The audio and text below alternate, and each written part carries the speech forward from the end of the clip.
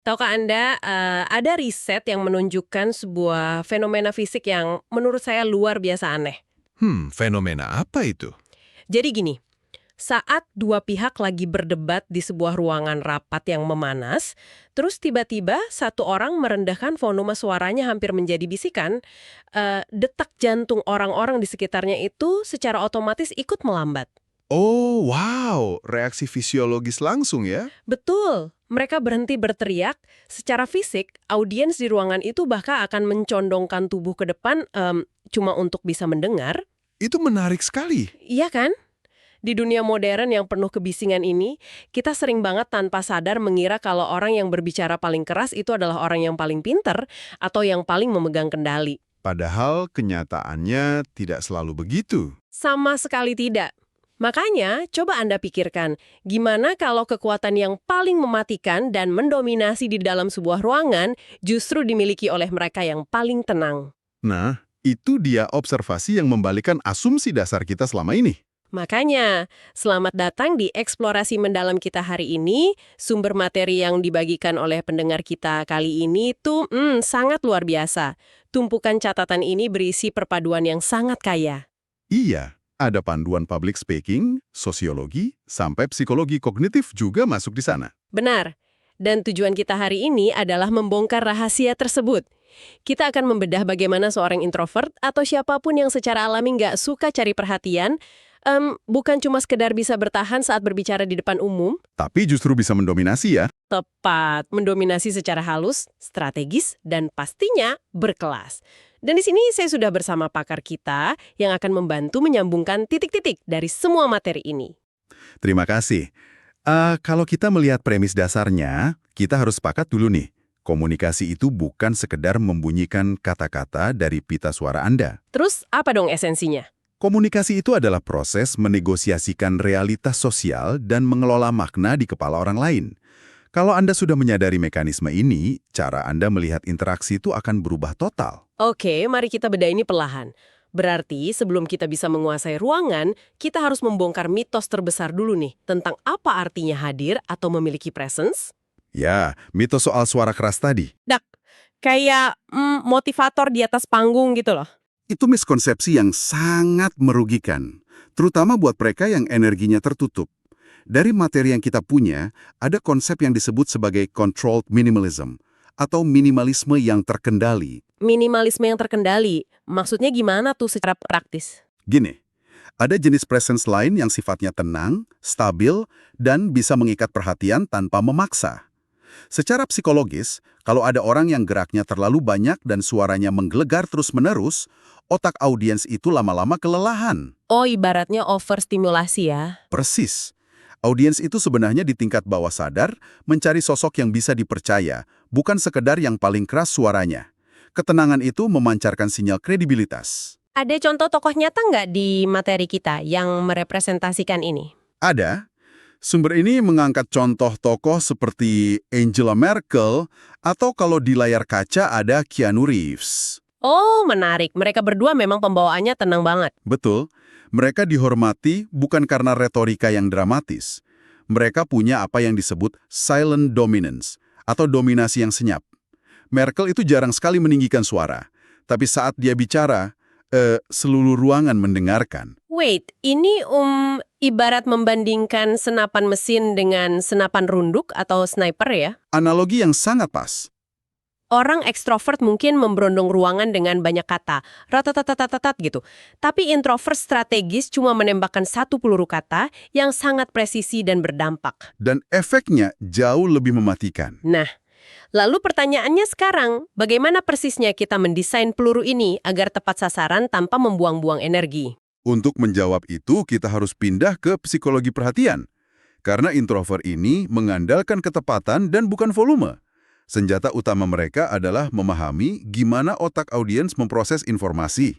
Semacam rekayasa pikiran gitu ya? Attention engineering. Betul. Yang menarik di sini adalah prinsip dari psikolog Daniel Kahneman. Ada yang namanya sistem 1 dan sistem 2 di otak kita. Ah iya, sistem 1 yang bereaksi secara emosional dan cepat, berhadapan dengan sistem 2 yang logis dan lambat. Tepat sekali. Introvert itu bisa mengunci perhatian audiens melalui sistem 1 ini. dengan membidik rasa ingin tahu dan menggunakan keheningan. Jadi bukan dengan ancaman suara keras. Bukan. Ada teknik yang dibedah di sini namanya understatement opening dan curiosity gap. Daripada Anda membuka presentasi dengan gaya bombastis, Anda bisa mulai dengan nada datar tapi jelas. Contoh kalimatnya seperti apa tuh? Misalnya gini, Anda diam sejenak, lalu bilang, ada satu hal sederhana di laporan kita yang sering kita abaikan, dan itu memakan biaya besar tiap bulannya.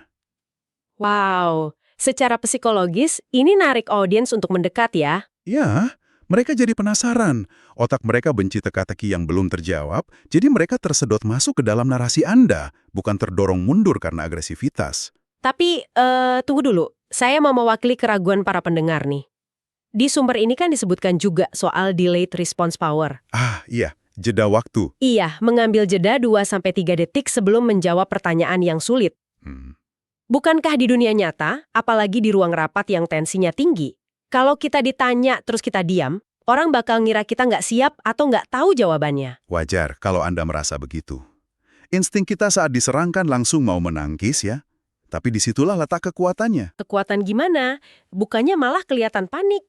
Itu akan kelihatan panik hanya kalau bahasa tubuh Anda bocor, mata Anda bergerak liar, atau bahu merosot. Tapi bayangkan jika ini dieksekusi dengan kontak mata yang tenang dan postur yang tegak. Berarti sambil menatap si penanya gitu ya? Persis. Anda diam 2-3 detik. Anda bernapas. Jeda tersebut itu ngasih kesan bahwa Anda sedang berpikir mendalam. Anda memberi impresi kalau pertanyaan mereka itu berbobot. Ah, saya paham. Jadi ini bukan kelemahan, melainkan sedang membangun otoritas intelektual. Kita yang mengontrol tempo waktunya. Tepat. Anda tidak didikte oleh kepanikan. Dan begitu Anda mulai bicara, semua orang sudah dalam posisi menyimak. Keren banget. Oke, jadi kita sudah berhasil menangkap perhatian psikologis mereka nih. Tantangan berikutnya adalah, gimana kita berbicara agar diterima oleh dunia mereka? Nah, disinilah komunikasi itu berubah bentuk. Dari sekedar psikologi individu menjadi sosiologi kelompok. Ini arena sosial. Arena sosial ya. Jadi nggak cuma soal teknik personal lagi. Bukan. Jika kita kaitkan ini dengan gambaran besarnya, mari kita pakai kacamata sosiolog seperti Max Weber dan Pierre Bourdieu. Oke, apa kata mereka soal ini? Mereka melihat bahwa komunikasi itu pada dasarnya adalah arena kekuasaan. Orang di ruangan itu tidak hanya mendengar apa yang dikatakan. Tapi juga siapa yang bicara. Betul, siapa yang bicara dalam struktur sosial tersebut. Ada yang namanya membaca lapisan tak terlihat. Lapisan tak terlihat, maksudnya norma-norma tak tertulis atau siapa bos sebenarnya di ruangan itu ya? Persis. Dan untuk menembus lapisan ini, materi kita membedah pentingnya teknik code switching atau menyesuaikan gaya bahasa dan kode budaya. Ada contoh luar biasa di materi ini tentang penggunaan frasa kerja keras. Frasa kerja keras. Bukannya itu kata-kata yang bagus ya secara universal? Nah, disitulah jebakannya. Bagi audiens kelas pekerja atau kerah biru, kerja keras itu bermakna bertahan hidup. Berkeringat, bayar sewa, lelah fisik. Iya, perjuangan sehari-hari lah ya. Tapi bagi kaum elit atau manajemen atas, kerja keras itu maknanya soal self-improvement, inovasi, bonus akhir tahun. Oh, wow. Jadi kalau kita pakai kata yang sama di depan audiens yang salah, Akibatnya bisa fatal. Pesan Anda langsung terputus. Audiens akan merasa, orang ini nggak ngerti realitas hidup saya. disinilah bagian yang sangat menarik ya. Saya jadi teringat perumpamaan dari sosiolog Irving Goffman tentang panggung teater. Iya. Bahwa kita semua ini memainkan peran. Benar. Analogi saya itu gini, Anda ini ibarat saluran radio. Jika Anda nggak memutar frekuensi yang sama dengan audiens, entah itu frekuensinya pelajar, pejabat, atau anak Gen Z, Suara Anda nggak akan masuk. persis suara Anda cuma akan menjadi suara statis atau noise bagi mereka. Mengganggu doang jatuhnya. Tepat sekali. Anda harus menyelaraskan frekuensinya. Itu adalah bentuk empati sosiologis tertinggi dalam komunikasi. Oke, ini udah masuk akal banget. Kita udah tahu teori psikologi dan sosiologinya. Sekarang pertanyaan besarnya, gimana seorang pembicara, terutama yang introvert, menerapkan semua ini di dunia nyata? Tanpa kehabisan energi di tengah jalan maksudnya. Nah, itu dia. Karena di sumber ini ada bagian taktis yang menyoroti konsep energy budgeting. atau manajemen saldo energi. Ini krusial banget buat introvert. Kan introvert cepet capek ya kalau overstimulasi. Jadi kita harus ingat untuk menjaga energi sebelum tampil. Kayak menyingkir dulu sebentar. Betul. Jangan habiskan baterai sosial Anda buat basa-basi yang nggak perlu sebelum naik panggung. Setelah energinya aman, barulah kita masuk ke kerangka eksekusinya. Di materi ini disebutnya master framework ya. Ada 3 lapisan kalau nggak salah. Ya, kerangka utama. Ada inner layer, middle layer, dan outer layer. Coba dijabarkan sedikit. Inner layer itu apa? Inner layer itu mindset dan regulasi energi Anda sendiri. Middle layer itu pesan atau alur presentasinya.